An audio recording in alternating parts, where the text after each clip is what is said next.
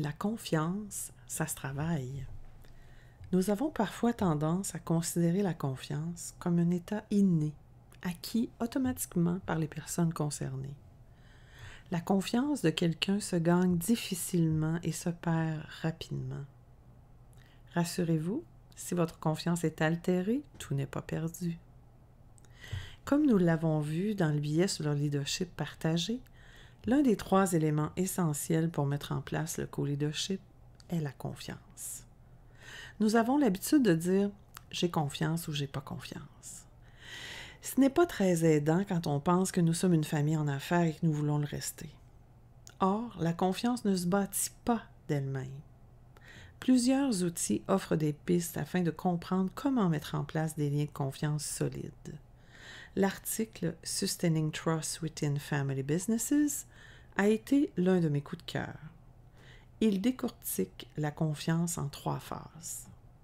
Confiance interpersonnelle, la confiance au niveau de la compétence et la confiance dans les systèmes. J'ai découvert cet article à travers Family Firm Institute lors de ma formation du ACFBA, Advanced Certified Family Business Advisor. J'y ai découvert des nuances très constructives. La perte de confiance pour une famille en affaires est souvent lourde de conséquences. Les familles en affaires ont un avantage compétitif certain par rapport à la confiance. Or, ce lien précieux qui les anime est également fragile, et chacun sait que la perte de confiance pour une famille en affaires est souvent lourde de conséquences. Ça peut aller jusqu'à ne plus voir ses petits-enfants. Shamu Sundaramurthy, auteur de l'article « Sustaining Trust Within Family Businesses », adresse comment maintenir la confiance, une relation dynamique et aux multiples facettes, au fil de la progression de l'entreprise familiale. Pour ce faire, l'auteur a mixé la littérature de la science organisationnelle et les modèles pour maintenir la confiance dans les familles en affaires. Voici leur cycle durable de la confiance. Confiance interpersonnelle. L'article ne définit pas les conflits fonctionnels et dysfonctionnels. Pour les familles en affaires qui recherchent toujours l'harmonie, c'est parfois difficile à comprendre. L'étude Structural Household Difference and the Effect on Conflict Quality de Tia McDonald et Maria E. Marshall de Purdue University apporte un visuel intéressant sur l'effet du bas niveau de conflit. Il est aussi néfaste que trop de conflits. Selon Tia McDonald et Maria E. Marshall, l'implantation d'un processus pour maintenir un équilibre entre les besoins des individus et de l'entreprise augmente la qualité des conflits. Pas assez ou trop nuisent autant au succès de l'entreprise. Cet état de fait surprend souvent les familles en affaires. La confiance au niveau de la compétence. Revenons maintenant à l'article principal. Les conflits fonctionnels et dysfonctionnels peuvent cohabiter selon lui.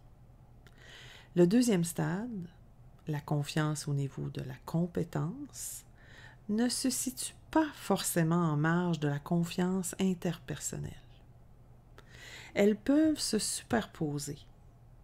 Les gens qui, par exemple, ne travaillent pas dans l'entreprise, les actionnaires, ont besoin de savoir que les dirigeants en place sont en mesure de manœuvrer dans un monde changeant.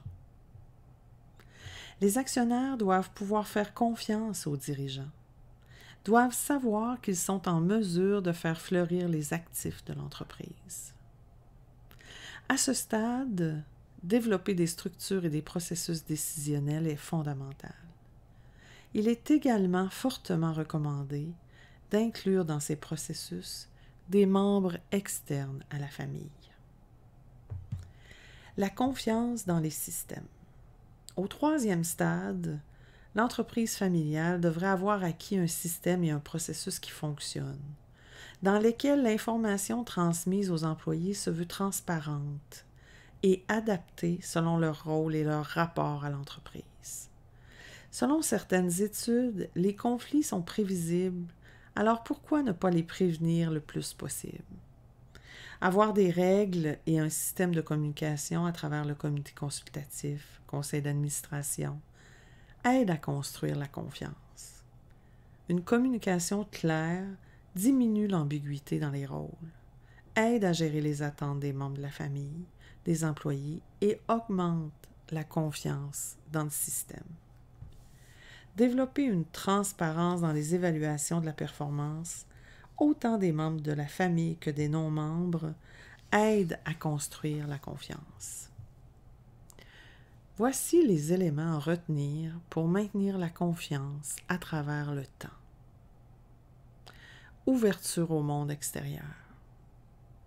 Transparence. Formaliser les activités organisationnelles. Établir les critères d'entrée et de sortie des membres de la famille. Les cercles de communication. Vous l'aurez peut-être déjà compris, la communication est fondamentale afin d'accomplir les 3 cycles de la confiance. Mettre des structures de communication permanentes telles que le conseil de famille et le comité consultatif ou le conseil d'administration au sein d'une entreprise familiale devient approprié. C'est ce que nous allons couvrir dans le prochain billet de blog.